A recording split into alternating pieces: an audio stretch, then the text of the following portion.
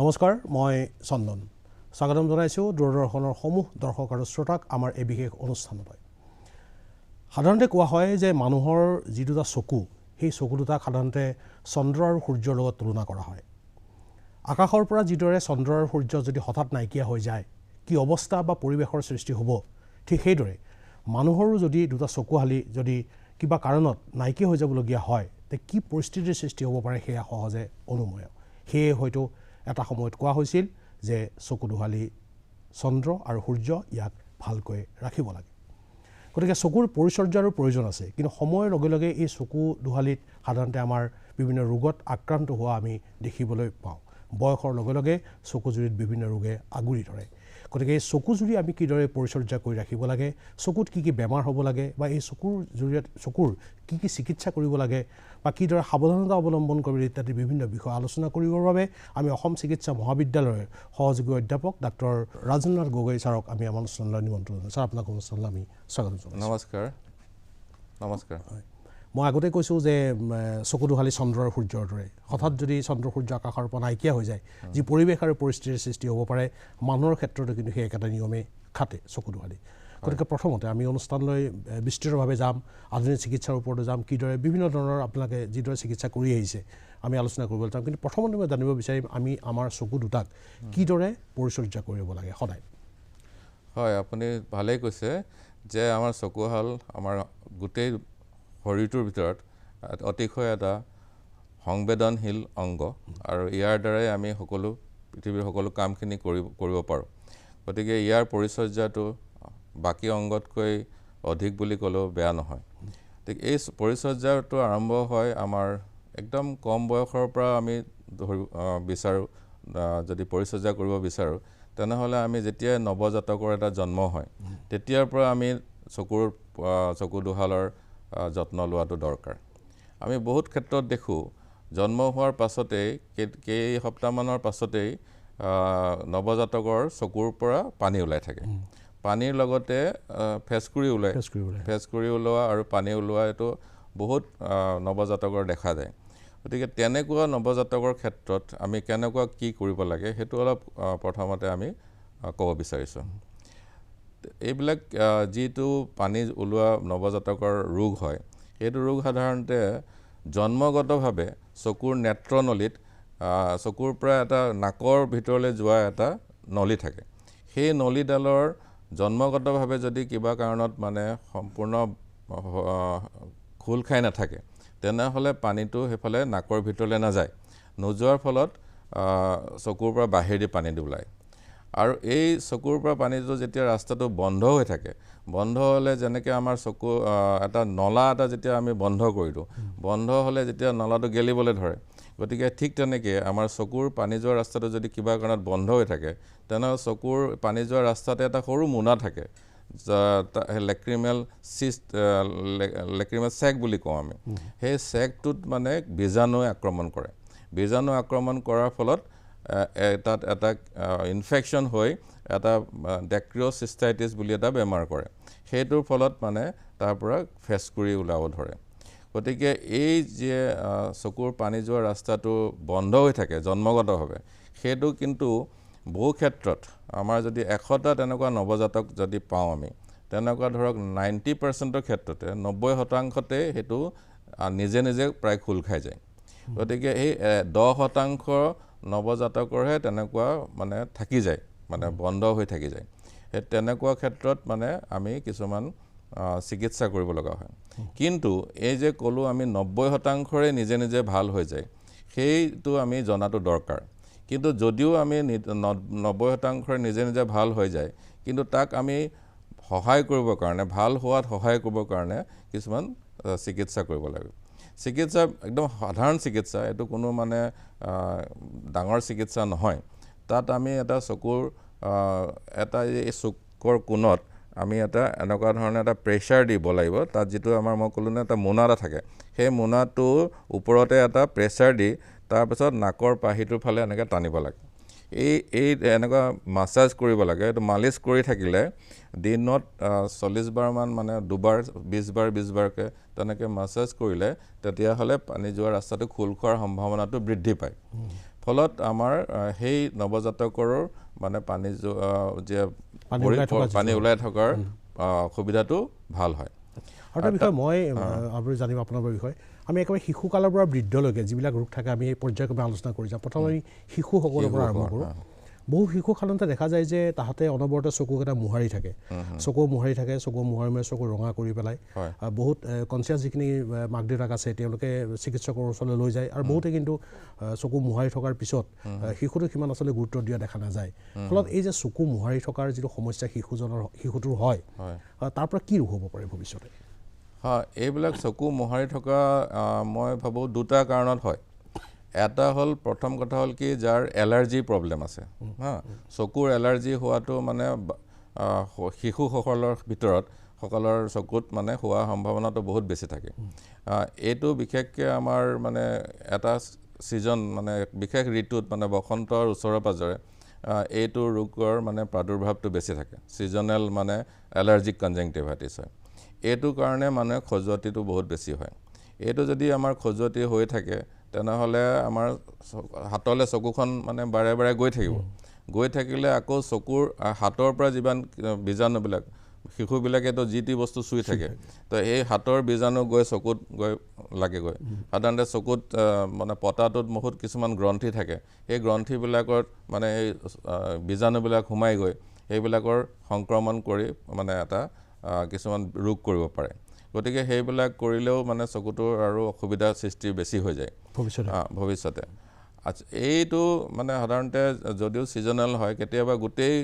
বছৰটোতেই আমাৰ দেখা যায় খজুৱাই থকা। এই এলাৰ্জিটো কিহৰ কাৰণে হৈছে আমি সাধাৰণতে গম পোৱা নাযায়, কিন্তু মানে যদি এলাৰ্জি হয় তেতিয়া হ'লে আমি কিছুমান দৰৱৰ ব্যৱহাৰ কৰিব লগা হয়, আৰু সেই দৰৱটো সাধাৰণতে বহুত দীঘলীয়া সময়ৰ কাৰণে দিব লগা হয়। যেতিয়ালৈকে চিকিৎসকে নকয় তেতিয়ালৈকে আমি সেই দৰৱটো বন্ধ কৰিব নালাগে। সাধাৰণতে কি হয়, আমি আমি বেছিভাগ শিশুবিলাকৰ আমি যেতিয়া চিকিৎসা কৰোঁ, মাক বাপেকক ভালকৈ বুজাই দিয়া স্বত্তেও কি কৰে, এটা বটল যিমান দিন যায় সিমান দিনে তেখেতসকলে ব্যৱহাৰ কৰে, আৰু তাৰপিছত আৰু সেইটো মানে নতুনকৈ আকৌ ব্যৱহাৰ নকৰে। আৰু যেতিয়া এটা বটল ব্যৱহাৰ কৰে তেতিয়া সাময়িকভাৱে ভাল পায়, চকুৰ মানে খজুৱতিটো ভাল পায়, কিন্তু সিহঁতে ভাবে যে একেবাৰে ভাল হৈ গ'ল। এইটো ভাল হয় বুলি ভাবি আৰু ব্যৱহাৰ নকৰে, আৰু তাৰ ফলত কি হয়, আকৌ এমাহৰ পিছত আকৌ একেই অৱস্থা হয়। আৰু এটা বিষয় সাধাৰণতে আমি দেখিছোঁ যে সৰুকালত আমি যেতিয়া সৰু আছিলোঁ বা আজিও যিবিলাক সাধাৰণতে চিকিৎসা বিজ্ঞানৰ পোহৰ নোপোৱা বহুতো ঠাই এতিয়াও আছে, মানে সহজে চিকিৎসকক ঢুকি নাপায়গৈ। গতিকে সেনেকুৱা অঞ্চলবিলাকত সাধাৰণতে চকুত কিবা এটা সমস্যাৰ সৃষ্টি হ'লে সাধাৰণতে ঠাণ্ডা পানী মাৰি দিয়া দেখা যায়। বহুতে কয় যে চকুত ঠাণ্ডা পানী মাৰি দিয়ে ভাল হৈ যাব। চকুত ঠাণ্ডা পানী মাৰি দিয়াৰ যিটো প্ৰেক্টিছ, সেইটো আচলতে আপুনি ভাল বুলি ক'ব নে বেয়া বুলি ক'ব চিকিৎসকৰ ভাষাত? চকুত ঠাণ্ডা পানী মৰা এটা সময়তে মাৰিব লাগে। সেইটো হ'ল কি, চকুটো যেতিয়া সম্পূৰ্ণ নৰ্মেল অৱস্থাত আছে, এটা নৰ্মেল অৱস্থাত আছে, তাৰ ধৰক আপুনি চকু সাৰ পাই উঠিছে, চকুত আপোনাৰ ফেচকুৰি আছে, তেতিয়া আপুনি চকুত পানী মৰাটো একো বেয়া কথা নহয়, ভালেই অভ্যাস সেইটো। কিন্তু এটা চাব লাগিব আমি, চকুৰ পানীখিনি যিখিনি মাৰিছোঁ সেইখিনি কিমান বিশুদ্ধ। অ'কে, যিকোনো ঠাইৰ পৰা আপুনি যিকোনো পানী আমি চকুত মাৰাটো ভাল নহয়, ঠিক আছে। পানীখিনিত বীজাণু থাকিব পাৰে, 1 নম্বৰ। 2 নম্বৰ, আপোনাৰ চকু আৰু এটা ক্ষেত্ৰত আপুনি চকুত পানী মাৰিবই লাগিব, সেইটো হ'ল কেনেবাকৈ যদি আপোনাক কিবা কেমিকেল সোমাই গৈছে, এচিড বা যিকোনো মানে এলকালি বুলি যিটো কেমিকেল, যিকোনো কেমিকেল সাধাৰণতে কিবা কাৰণত এক্সিডেণ্টলি সোমাই যায়, তো তেতিয়া কিন্তু আপুনি চকুত পানী মাৰিবই লাগিব, আৰু বহুত বেছিকৈ মাৰিব লাগিব। গতিকে এই দুটা ক্ষেত্ৰত আপুনি চকুত পানী মৰাটো একো বেয়া অভ্যাস নহয়। কিন্তু এনেই সচৰাচৰ চকুত পানী মৰাটো ইমান ভাল নহয়, যদিহে আপোনাৰ পানীখিনি বিশুদ্ধ নহয়। সেইটো এনেই মাৰি থকাটো কোনো ভাল নহয়। কেতিয়াবা আপোনাৰ চকুটো বহুত ভাগৰ লাগিছে, তেতিয়া ভাল পানীৰে আপুনি চকুটো স্প্লেছ কৰিছে, এইটো বেয়া নহয়। কিন্তু মানে যদি যিকোনো বেমাৰতে আপুনি চকুটো কিবা অসুবিধা হৈছে সেইবুলি চকুত পানী মাৰিছে, সেইটো ভাল অভ্যাস নহ'ব পাৰে। আঘাতপ্ৰাপ্ত হ'ব পাৰে, আৰু আপুনি মৰা চকুৰ পানীখিনিয়ে আৰু বেছি অসুবিধাৰো পৰিব পাৰে। সেইটো আমি চকুটো পৰীক্ষা কৰি চাইহে ক'ব পাৰিম যে চকুত পানী মাৰিলে বস্তুটো ভাল হ'ব নে নহয়। আৰু এটা বিষয় আমি দেখিছোঁ শিশুসকলৰ ক্ষেত্ৰত মই কৈছোঁ যে আমি শিশুৰ পৰা বৃদ্ধলৈকে আৰম্ভ কৰিম শিশুসকলৰ ক্ষেত্ৰত এটা বস্তু আমি দেখিছোঁ সাধাৰণতে বৰ্তমান যিসকল ছাত্ৰ ছাত্ৰী শিশু সেইসকল ছাত্ৰ ছাত্ৰীৰ চকুৰ ৰোগ মাৰাত্মকভাৱে বৃদ্ধি হোৱা দেখা পাইছে প্ৰত্যেকটো শিশুৰ চকু কিন্তু নৰ্মেল চকু নহয় আমি এটা সময়ত আজি 40 বা 50 বছৰ আগতে চকুৰ যিটো সাধাৰণ দৃষ্টি শক্তি আছিল কিন্তু আজি তাৰিখত শিশুসকলৰ চকুৰ দৃষ্টি কিন্তু একেবাৰে নৰ্মেল নহয় কম হৈছে যথেষ্ট এটা মাৰাত্মক চকু শিশুসকলৰ চকুৰ ৰোগত দেখা পোৱা গৈছে সাধাৰণ চকুৰে কম দেখে দূৰতো দেখা নাপায় ওচৰতো জুপিবলগীয়া এনেকুৱা সমস্যা এটা সৃষ্টি হৈছে এইটো কি বুলি ক'ব আপুনি এই বিষয়ে আপুনি এইটো হ'ল এতিয়া যিটো আধুনিক যুগ যিটো যুগত আমি কম্পিউটাৰ লেপটপ আৰু মোবাইল এইটো নহ'লে যেতিয়া আমাৰ নহয় এতিয়া আমি আজিকালি বাচ্চা এটাই যদি কিবা কাৰণত খাবলৈ মন নাযায় তেতিয়াহ'লে মাক বাপেকে কি কৰে মোবাইলত এটা কাৰ্টুন এটা দেখুৱাই লৈ আপোনাৰ সেইটো খুৱায় গতিকে এই যে একদম কম বয়সৰ পৰাই যেতিয়া আমি মোবাইলটো চাবলৈ শিকাওঁ এই শিকনিটো থাকি যায় আৰু এইটোৱে কাৰণে মোবাইলৰ এডিকশ্যনটো এটা হৈ গৈছে বেছিভাগ ক্ষেত্ৰতে মানে 100% নহ'লেও 99% বাচ্চাৰে আজিকালি মোবাইলৰ প্ৰতি এটা আসক্তি হৈ গৈছে আৰু এই মোবাইলৰ আসক্তিয়ে কি কৰিছে আমি বাহিৰৰ দূৰলৈ চোৱা মানে প্ৰৱণতাটো একদম কমি গৈছে আমি সদায় আমি ওচৰৰ মোবাইলৰ পৃথিৱীখনকে আমি নিজৰ পৃথিৱী বুলি ভাবোঁ আৰু আমি ভাৰ্চুৱেল মানে এটা মানে পৃথিৱীতে আমি বাস কৰিবলৈ লৈছোঁ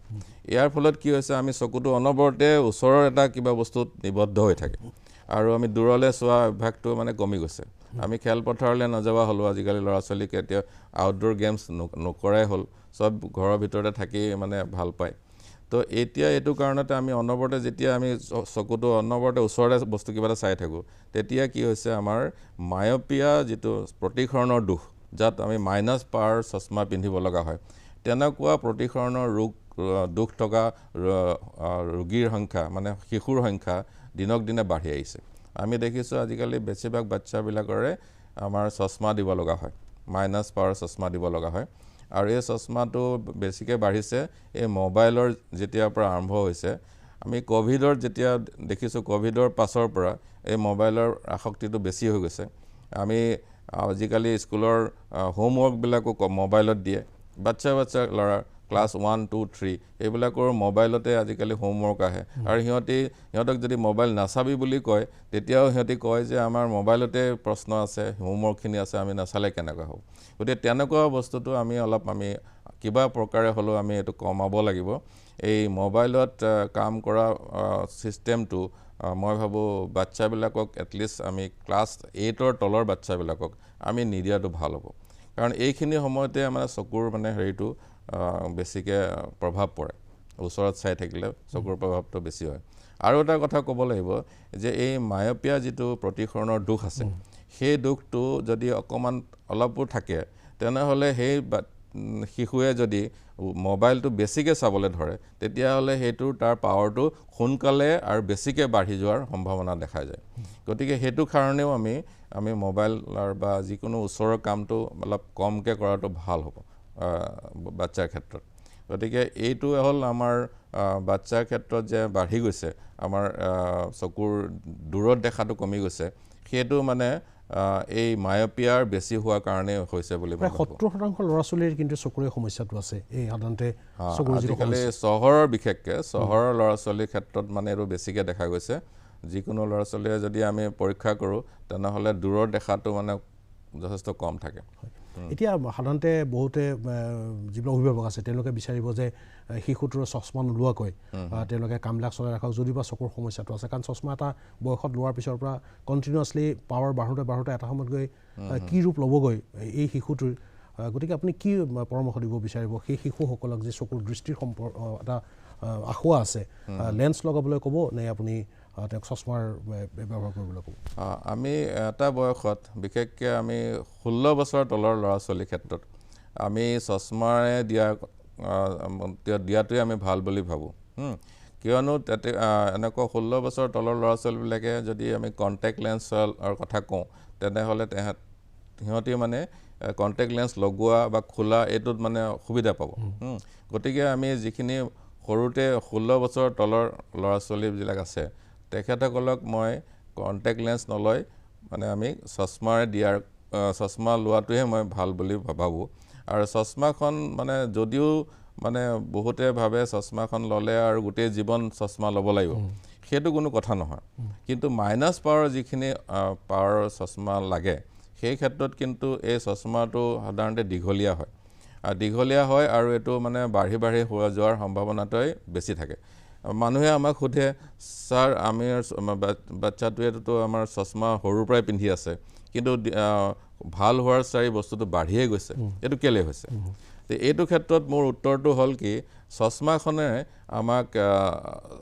দৰৱৰ নিচিনা কাম নকৰে এতিয়া দৰৱ এটা যেতিয়া খালোঁ দৰৱৰ পৰা আমি ৰোগটো সম্পূৰ্ণৰূপে নিৰাময় হৈ যায় কিন্তু চশমাখনে আমি যিটো তাৰ পাৱাৰ কম হৈছে সেই পাৱাৰটো কিন্তু আমি ঘূৰাই আনিব নোৱাৰোঁ চশমাখনে জাষ্ট পাৱাৰ যিটো কমি আছে সেইটোক খালি আমাক কাৰেক্ট কৰি ৰাখে সেইটো যাতে পাৱাৰটো মানে সমান হৈ যায় সেইটোৱে ব্যৱস্থা কৰে এতিয়া এই মানে চশমাই যিহেতু মানে কাৰেক্টহে কৰিব পাৰে এইটো পাৱাৰটো ঘূৰাই আনিব নোৱাৰে গতিকে আমি চশমাখনক দৰৱ হিচাপে আমি ল'ব নালাগে এক নম্বৰ কথা আৰু এই যে মাইনাছ পাৱাৰৰ বস্তুটো কেলে বাঢ়ি যায় সেইটো আমি সাধাৰণ জ্ঞানৰ কথা এটা কিয়নো আমাৰ যিটো চকুৰ দৈৰ্ঘ্য চকুটোৰ যিটো যিমানখিনি দীঘল হ'ব লাগে সেইটো তাতকৈ অলপ যদি দীঘল হৈ যায় যদি 1 মিলিমিটাৰ যদি দীঘল হয় তেনেহ'লে 3 ডায়েপ্টাৰৰ মানে পাৱাৰ দৰকাৰ হৈ যায় গম পাইছেনে গতিকে আমাৰ বাচ্চাবিলাকৰ যদি দৰকাৰতকৈ অলপো যদি চকুটো দীঘল থাকে তেতিয়াহ'লে মাইনাছ পাৱাৰ লাগে এতিয়া বয়সত আমাৰ চকুটো দীঘল হ'ব নে ছুটি হ'ব যিমান বয়স হ'ব চকুটো দীঘলে হৈ যাব গতিকে চকুটো যিমান ডাঙৰ হ'ব সিমানে তাৰ পাৱাৰটো বাঢ়ি যাব গতিকে এইটো চশমা লওক নলওক এইটো চিকিৎসা কৰক নকৰক চকুটো দীঘল হোৱাটো আমি বাধা দিব নোৱাৰোঁ গতিকে সেইকাৰণে মাইনাছ পাৱাৰ যাৰ আছে সেই ক্ষেত্ৰত মানে ল'ৰা ছোৱালীৰ পাৱাৰটো বাঢ়িহে যায় যিহেতু চকুটো দীঘলটো আমি মানে কমাই দিব নোৱাৰোঁ ঠিক আছে গতিকে সেইটোৱে কথা আমাৰ চশমাখন যে কিমান দৰকাৰ চশমা যদি নিদিওঁ তেনেহ'লে এক নম্বৰ চকুটোৱে ভালকৈ নেদেখিব তাৰ জাষ্ট শিক্ষা মানে বাধাগ্ৰস্ত হ'ব তাৰ পঢ়া শুনা নিশ্চয় বেয়া হ'ব গতিকে সেইটো কাৰণে যদি জাষ্ট চকুটো দেখিবলৈ বেয়া হৈছে কাৰণে যদি চশমাখন নিপিন্ধে তেনেহ'লেতো চকুটো আৰু বেয়া হৈ যাব গতিকে আমি সেইটো কেতিয়াও কৰিব নালাগে একদম 16 বছৰৰ তলত আমি চশমাই ল'ব লাগে 16 বছৰৰ পাছত যেতিয়া ল'ৰাটো জনা বুজা হ'ব তেতিয়া আমি কণ্টেক্ট লেন্সৰ ব্যৱহাৰ কৰিব পাৰোঁ আৰু 18 বছৰৰ পাছত আৰু এটা ব্যৱস্থা আছে সেইটো হ'ল লেজাৰ চাৰ্জাৰী লাচিক বুলি এটা চাৰ্জাৰী আছে যাৰ দ্বাৰা আমি চশমা লেন্স একো নালাগে সেইটো কৰিব পাৰোঁ কিন্তু তাৰ তেনেকুৱা কিছুমান বিশেষ কণ্ডিশ্যন যদি আমি নাথাকে তেতিয়াহে আমি কৰিব পাৰোঁ যেনেকৈ আমাৰ ধৰক চকুৰ কৰ্ণিয়া বুলি যিটো অংশ আছে স্বচ্ছ আৱৰণ আছে সন্মুখত সেই আৱৰণখনৰ যিমান ডাঠ আছে সিমান ডাঠতকৈ যদি পাতল হয় তেতিয়াহ'লে আমি লাচিক অপাৰেশ্যনটো কৰিব নোৱাৰোঁ আৰু 2 নম্বৰ কথা হ'ল কি লাচিক অপাৰেশ্যন কৰাৰ আগতে ৰোগীৰ যিটো মানে পাৱাৰটো মানে ৰৈ যাব লাগিব মানে এটা জেগাত ষ্টেবল হ'ব লাগিব ষ্টেবল যদি নহয় তেতিয়াহ'লে আমি লাচিক অপাৰেশ্যন কৰি লাভ নহ'ব কাৰণ লাচিক অপাৰেশ্যনৰ পাছতো আকৌ যদি পাৱাৰটো বাঢ়ি যায় তেতিয়াহ'লে আকৌ লাভ নহ'ব গতিকে আমি লাচিক কৰাৰ আগতে আমি প্ৰথমতে কিছুমান পৰীক্ষা কৰিব লাগিব সেই পৰীক্ষাখিনি যদি নৰ্মেল থাকে আৰু যদি ৰোগীৰ যদি পাৱাৰটো যদি মানে একে জেগাতে ৰৈ আছিলে লাষ্ট এবছৰৰ কাৰণে যদি এবছৰলৈকে পাৱাৰটো বঢ়া টুটা নাছিলে তেতিয়াহ'লেহে সেই বাচ্চাৰ বা সেই ৰোগীৰ মানে কৰিব পাৰি লাচিক অপাৰেশ্যন কৰিব পাৰি এটা সাধাৰণতে আমি দেখোঁ কিছুমান ব্যক্তিয়ে চশমাৰ প্ৰয়োজন আছে তেওঁক মানে চকুৰে এটা দেখা মানে দূৰৰ বস্তুৱে বা ওচৰৰ বস্তুৱে কম দেখা বা বেছি দেখাৰ সমস্যা এটা আছে দেখিছোঁ তাৰোপৰি কিন্তু তেওঁ চশমাখন ব্যৱহাৰ নকৰি বা চিকিৎসকৰ পৰামৰ্শ নলয় খুব চকুযোৰত জোৰ দি পঢ়া শুনা কৰা বা বস্তু চোৱা দেখা যায় আপুনি ভাবেনে এইটো কিবা ভাল কথা বুলি মানে চশমাৰ প্ৰয়োজনীয়তা আছে তেওঁ ভালকৈ দেখা পোৱা নাযায় তথাপি জোৰ কৰি এলাহতে থাকি বহুতে চশমাখন নলয় জোৰ দি পঢ়িবলৈ আৰম্ভ কৰে ফলত চকুৰে এটা প্ৰেছাৰ পৰে গতিকে আপুনি কি ক'ব নাই এইটোতো কেতিয়াও কৰিব নালাগে যেহেতু আমাৰ চকুত মানে কিছুমান মাচুল আছে নহয় সেই মাচুলখিনি অনবৰতে কাম কৰি থাকে সেই মাচুলখিনি ইমানেই কাম কৰে যে দেহৰ যিকোনো মাচুল হাৰ্টৰ মাচুলৰ বাহিৰে বাকী চকুৰ মাচুলটো আটাইতকৈ বেছিকৈ কাম কৰে গতিকে এইটো যেতিয়াই আমি বস্তুটো আমি কিবা এটা চাই আছোঁ তেতিয়াই চকুৰ মাচুলখিনি কাম কৰি থাকে গতিকে এই মাচুলখিনি যিহেতু গোটেই 24 ঘণ্টাই কাম কৰি থাকে এই কাম কৰি থকা মাচুলখিনিক যদি আমি তাৰ ওপৰত যদি আমি কিছুমান প্ৰেছাৰ দিওঁ ডেফিনেটলি এইটো বস্তুটো ভাল নহ'ব গতিকে আমি যদি আমাৰ কিবা চকুৰ পাৱাৰ প্ৰব্লেম আছে ওচৰতে হওক বা দূৰতে সেইটো ক্ষেত্ৰত আমি চকুৰ পাৱাৰটো আমি ভালকৈ কাৰেক্ট কৰি লৈহে আমি চকুৰ কামখিনি কৰিব লাগে যদি সেইটো নকৰোঁ তেনেহ'লে নিশ্চয় চকুৰ পাৱাৰটো হয় বাঢ়ি যাব নহয় কিছুমান অন্য কিছুমান আনুষংগিক কিছুমান ৰোগ আহিব পাৰে তাৰোপৰি চকুটোৰ মানে সম্পূৰ্ণ যেতিয়া পাৱাৰটো ঠিক নাথাকিব অনবৰতে চকুটো আমনি কৰি থাকিব যিকোনো কাম আপুনি পঢ়া শুনাই কৰক বা অফিচৰ কাম হয় আপোনাৰ সেইখিনিতো ভালকৈ কৰিব নোৱাৰিব গতিকে এইখিনি কাৰণত মই ভাবোঁ চকুৰ পাৱাৰ যদি দৰকাৰ হয় চশমাৰ যদি দৰকাৰ হয় বিনা চশমাৰে আপুনি জোৰ জবৰদস্তি কাম কৰাটো কেতিয়াও ভাল কথা নহয় চিকিৎসকৰ পৰামৰ্শ তৎক্ষণাত লোৱাটো আচলতে খুব প্ৰয়োজনীয় কথা যিকোনো ক্ষেত্ৰতে আমাৰ পাৱাৰটো ঠিক কৰি ৰাখিবই লাগে আচলতে বিভিন্ন বিষয় আপোনাৰ পৰা জানিবলগীয়া আছে চকুৰ লগত আমি শিশুকালটোৰ পৰা ওলাই আঁতৰি আহিলোঁ আমি এতিয়া অলপ যিখিনি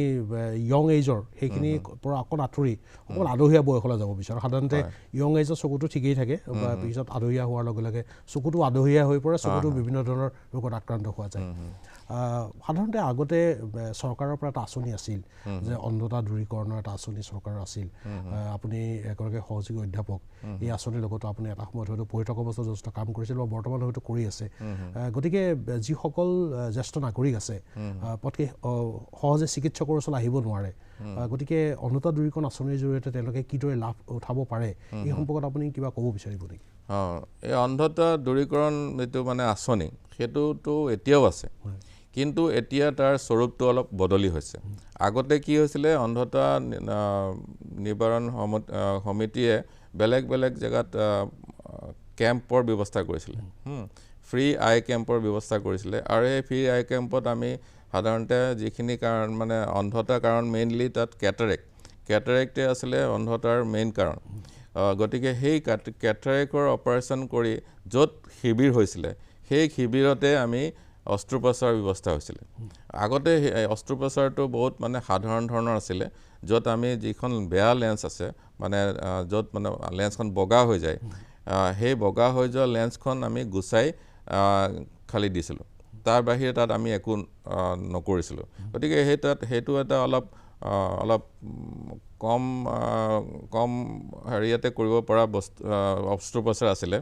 গতিকে সেইটো আমি য'তে ত'তে মানে শিবিৰতো আমি কৰিব পাৰিছিলোঁ কিন্তু আজিকালিতো তেনেকুৱা নহয় আজিকালি আমি চকুৰ যিখন লেন্স আছে সেইখন মানে এটা মাইক্ৰস্কোপৰ সহায়ত আমি উলিয়াই তাৰ ঠাইত আমি এখন বেলেগ আৰ্টিফিচিয়েল কৃত্ৰিম লেন্স এখন আমি সংৰোপণ কৰোঁ তো এই যে পদ্ধতি আমি য'তে ত'তে কৰিব নোৱাৰোঁ গতিকে আমি এই আঁচনিখনৰ যিটো মানে শিবিৰ পতাৰ যিখিনি ধৰণৰ স্বৰূপ আছিলে সেইটো আমি বদলি কৰা হৈছে আৰু এতিয়া আমি খালি চিনাক্তকৰণ কৰা হয় ৰোগীৰ মানে যিখিনি অন্ধ ৰোগীৰ চিনাক্তকৰণ কৰা হয় চিনাক্তকৰণ কৰি আমি কিছুমান হস্পিটেলে য'ত মানে এই অস্ত্ৰোপচাৰ মানে লেন্স লগোৱাৰ ব্যৱস্থা আছে তেনেকুৱা হস্পিটেললৈ অনা হয় আনি তাত অস্ত্ৰোপচাৰ কৰি আকৌ পঠাই দিয়া হয় এই আঁচনিটো এতিয়াও আছে এতিয়াও আমাৰ চলি আছে এতিয়া খালি তাত শিবিৰবিলাকত অস্ত্ৰোপচাৰ নকৰোঁ আমি তাৰ ঠাইত আমি ধৰক ডিব্ৰুগড়তে যদি ওচৰে পাজৰে হয় তেনেহ'লে ডিব্ৰুগড় মেডিকেল কলেজলৈ আমাৰ ডিপাৰ্টমেণ্টলৈ লৈ অনা হয় তাতে অস্ত্ৰোপচাৰ কৰি আকৌ ঘূৰাই নিয়াৰ ব্যৱস্থা আছে গতিকে এইটো চলি আছে আৰু ইয়াৰ পৰা যথেষ্ট সংখ্যক মানুহৰ মানে লাভৱান হৈছে উপকৃত হৈছে কিয়নো আজিকালি বৃদ্ধ বয়সত বহুত মানে পুতেক বা জীয়েকে চাবলৈ এৰি দিয়ে ফলত কি হয় কোনো এটেণ্ডেণ্ট নথকাৰ কাৰণে সেই ৰোগীজন মানে হস্পিটেললৈ আহিবলৈ অসুবিধা হয় সেই তেনেকুৱা ৰোগী আমি বহুত পাওঁ যিবিলাকে মানে শিবিৰত গ'লে আমি পাই যাওঁ গতিকে তেনেকুৱা ৰোগী যিবিলাকে ঘৰতে বহি অন্ধ হৈ থাকে একো কাম বন কৰিব নোৱাৰে তেনেকুৱা ৰোগীক আমি আনি আকৌ ঘৰলৈ পঠাই দিয়া ব্যৱস্থা কৰিলে সেই ৰোগীজনে দেখি পোৱাৰ পাছত তেখেতে নিশ্চয় কিবা এটা কাম কৰিব পাৰিব আৰু অন্যৰ কোনো মানে বোজা হৈ নাথাকিব বোজা হৈ নথকাটো এটা ডাঙৰ কথা গতিকে তেনেকুৱা ৰোগী বহুত লাভৱান হৈছে উপকৃত হৈছে আৰু আমি এইটো বিষয়ত আমি যিমান পাৰোঁ সিমানে আমি কেম্প কৰি আমি এনেকুৱা চিকিৎসা কৰি অস্ত্ৰোপচাৰ কৰি আমি চকু দৃষ্টিশক্তি ঘূৰাই দিছোঁ আমি সাধাৰণতে বৃদ্ধ বয়সত এজন লোকৰ হ'ব পৰা কাৰণ আমিও বৃদ্ধ হ'বলৈ গৈ আছোঁ আৰু হয়তো কেইবছৰ আমিও বৃদ্ধ হ'ম আমাৰ চকুতো বিভিন্ন সমস্যা দেখা দিব গতিকে বৃদ্ধ বয়সত চকুত দেখা পোৱা একেবাৰে সাধাৰণ সমস্যাবিলাক কি হ'ব পাৰে বৃদ্ধ বয়সত মানে ধৰক 40ৰ পৰাই আমি আৰম্ভ কৰোঁ 40ৰ পাছতে আমি এটা হয় কি চলিহা পৰা চকুত চলিহা পৰা বুলি কয় সেইটো হ'ল কি ইংৰাজীত আমি প্ৰেছ বায়'পিয়া বুলি কওঁ প্ৰেছ বায়'পিয়াত কি হয় আমাৰ চকুটোৰ মানে যিটো আমাৰ অটো ফ'কাছ কৰিব পৰা ক্ষমতা থাকে হা সেইটো চাওক আমি দূৰৰ কিবা এটা আমি কেমেৰাটো চাইছোঁ কেমেৰাটো ভালকৈ দেখিছোঁ লগতে যদি আমি এই মোবাইলৰ কিবা আখৰ চাব বিচাৰোঁ তেতিয়াহ'লে আমি আখৰখিনিও আমি ভালকৈ দেখিছোঁ এই দূৰত আৰু ওচৰত যিটো আমি চাইছোঁ এইটো আমি ফ'কাছ কৰিব পৰা ক্ষমতাৰ কাৰণে হয় লেন্সখনে অটো ফ'কাছ কৰিব পৰা ক্ষমতা থাকে এই অটো ফ'কাছ কৰিব পৰা ক্ষমতাটো 40 বছৰৰ পৰা কমি আহে কমি অহাৰ ফলত আমি ওচৰত বস্তু কিবা পঢ়া শুনা কৰিব বা বেজিত বটিয়া সোমাব পৰা এনেকুৱা কিছুমান কাম কৰাত অসুবিধা হৈ পৰে সেইটো এটা প্ৰথম মানে আমাৰ বয়সৰ লগে লগে সেইটো পৰিৱৰ্তন এটা আহে এইটো কোনো বেমাৰ নহয় এইটো এটা নৰ্মেলি হোৱা এটা পৰিৱৰ্তন হয় চকুৰ পৰিৱৰ্তন আৰু তাত মানে খুব বেছি একো নালাগে আমাৰ এটা পঢ়িবৰ কাৰণে বা ওচৰত কাম কৰিবৰ কাৰণে এখন চশমা দৰকাৰ হয় এইখন চশমা পিন্ধিলে আমি সৰু নিয়াৰিকৈ গোটেই কামখিনি কৰিব পাৰোঁ সেইটো এক নম্বৰ কথা তাৰ পাছতে আহোঁ আমাৰ আটাইতকৈ কমন হ'ল কেটাৰেক্ট চকুত চানি পৰাটো হ'ল বয়সৰ কাৰণে হোৱা এটা সৰ্বসাধাৰণতে হোৱা ৰোগ আজিকালি 60ৰ ওপৰৰ যিখিনি আছে সেইখিনি প্ৰায়ে মানে এই কেটাৰেক্ট হোৱা দেখাই যায় আৰু মানে ঠাই ভেদে দেই কিছুমান আছে ধৰক য'ত মানে সূৰ্যৰ তাপটো বেছিকৈ পৰে যেনেকৈ দক্ষিণ ভাৰতত তেনেকুৱা কিছুমান জেগা ঠাইত আছে য'ত মানে 100% মানে 60 বছৰৰ ওপৰৰ লোকে আপোনাৰ কেটাৰেক্টৰ প্ৰভাৱত পৰে গতিকে এই কেটাৰেক্ট হোৱাটো এটা মানে এটা ৰোগ বুলি আমি নধৰিব পাৰোঁ কাৰণ এইটো মানে এটা সেইটো বয়সৰ কাৰণে হোৱা এটা কিছুমান লেন্সত পৰিৱৰ্তন হয় কিছুমানৰ অলপ সোনকালে হয় কিছুমানৰ অলপ দেৰিকৈ হয় গতিকে সেইটো এটা বেমাৰ নহ'লেও বেমাৰ যদিও হয় কিন্তু এটা নৰ্মেল এটা ঘটনা বুলিয়ে ক'ব পাৰি চকুৰ খাদ্যাভ্যাসৰ লগত কিবা সম্পৰ্ক আছে নেকি খাদ্যাভ্যাসৰ লগত মানে কেটাৰেক্ট হোৱাৰ সম্ভাৱনা সেইটো মানে কোনো নাই সম্বন্ধ নাই কিন্তু আমাৰ বয়সটো এক নম্বৰ কাৰণ আৰু তাৰোপৰি কিছুমান মানে সূৰ্যৰ আল্ট্ৰাভায়োলেট ৰে'ৰ যিটো প্ৰভাৱ সেইটো এটা কাৰণ বুলি ধৰা হয় যিকোনো ধৰণৰ ৰেডিয়েশ্যন সেইবিলাক ভাল নহয় বা কিছুমান হৰম'নেল যিটো চেঞ্জ আছে ধৰক ডায়েবেটিছত যেনেকৈ আপোনাৰ হৰম'নেল চেঞ্জ হয় পাৰাথাইৰইড হৰম'নৰ প্ৰব্লেমৰ কাৰণে এইটো বেছিকৈ হোৱাৰ সম্ভাৱনা দেখা যায় কেলছিয়ামৰ কম হ'লেও মানে এইটো হ'ব পাৰে গতিকে কিছুমান আছে কিন্তু সাধাৰণতে খোৱাৰ কাৰণে এইটো নহয় এইটো বয়সৰ কাৰণে এটা লেন্সত পৰিৱৰ্তন হয় এতিয়া এই পৰিৱৰ্তনটোৰ কাৰণে আমাৰ কি হয় বহু ক্ষেত্ৰত দূৰৰটোহে কমি আহে ওচৰটো ভাল হৈ আহে ওচৰটোত মানে সিমান অসুবিধা নাপায় যেতিয়া ওচৰটো ভাল হৈ থাকে তেতিয়া মানুহে ভাবে মোৰ চকুটো ভালেই হৈ আছে এতিয়া গতিকে তেখেতসকলে চিকিৎসকৰ ওচৰত নাচায় মানে দূৰৰটো যে কমি আহিছে এইটো গম নাপায় বহুতে যেতিয়া ওচৰটো নেদেখা হয় তেতিয়াহে আমি বহুত পেচেণ্ট আহে গতিকে এই কেটাৰেক্ট হোৱাত মানে বহুত ধৰণৰ বেলেগ ধৰণৰ কিছুমান লক্ষণো আছে যেনেকৈ ধৰক আপোনাৰ লাইটৰ চাৰিওফালে ৰামধেনুৰ নিচিনা দেখে সেইটোও এটা আহিব পাৰে বা কেটাৰেক্টৰ মানে আৰম্ভণিতে তেনেকুৱা কিছুমান লক্ষণ দেখা যায়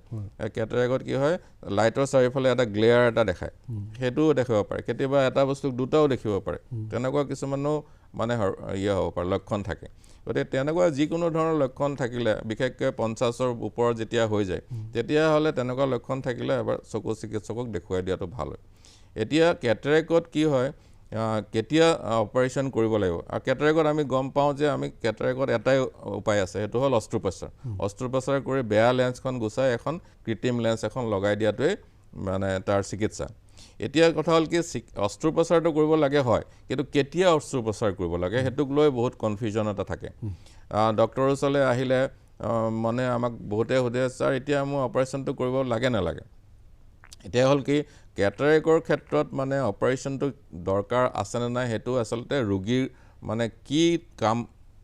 ৰোগী কেনেধৰণৰ কাম কৰে সেইটো বহুত ক্ষেত্ৰত নিৰ্ভৰশীল এতিয়া যদি আপোনাৰ চকুৰটো বাৰু সূক্ষ্ম কাম কৰে সেইটোৰ ক্ষেত্ৰত যদি অকমানো আপোনাৰ যদি চকুৰ দৃষ্টিশক্তিটো কমি আহে তেতিয়াহ'লে আমি তেখেতক যিমান পাৰে সোনকালে অপাৰেশ্যনটো কৰি দিয়াটো ভাল বুলি ভাবোঁ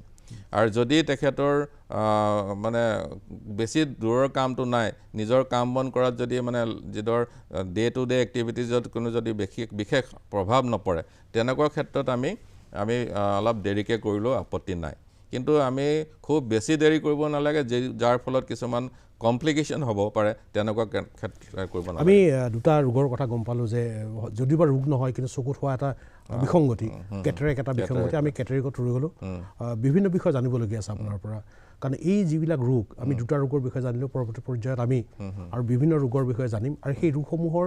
যি সাধাৰণ চিকিৎসা বা অত্যাধুনিক চিকিৎসা এই বিষয়টো কিন্তু আপোনাৰ পৰা যথেষ্ট কথা জানিবলগীয়া আছে কাৰণ যিসকল ৰোগীসকল সাধাৰণতে কনফিউজ হৈ থাকে যে মই ক'ত চিকিৎসা কৰাম কোনে চিকিৎসা কৰিব চিকিৎসাৰ খৰচ কিমান হ'ব ইত্যাদি বিভিন্ন বিষয় জড়িত হৈ থাকে গতিকে সেনেকুৱা বিষয় এটা আমি জানিম আপোনাৰ পৰা গতিকে জনাৰ প্ৰতিশ্ৰুতি লৈ আজি ষ্টুডিঅ'ৰ পৰা বিদায় লৈছোঁ পুনৰ লগ পোৱাৰ প্ৰতিশ্ৰুতি নমস্কাৰ ধন্যবাদ